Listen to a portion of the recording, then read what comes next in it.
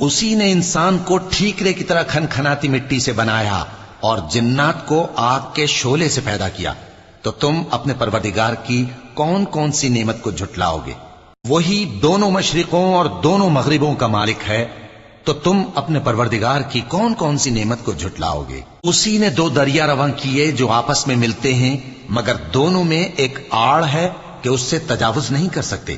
تو تم اپنے پروردگار کی کون کون سی نعمت کو جھٹلاؤ گے؟ ان دونوں دریاؤں سے موتی اور مونگے نکلتے ہیں، تو تم اپنے پروردگار کی کون کون سی نعمت کو جھٹلاؤ گے؟ اور جہاز بھی اسی کے ہیں جو سمندر میں پہاڑوں کی طرح اونچے کھڑے ہوتے ہیں، تو تم اپنے پروردگار کی کون کون سی نعمت کو جھٹلاؤ گے؟ جو مخلوق زمین پر ہے سب کو فنا ہونا ہے، اور تمہارے پروردگار ہی کی ذات جو صاحب جلال و کرم ہے باقی رہے گی، تو تم اپنے پروردگار کی کون کون سی نعمت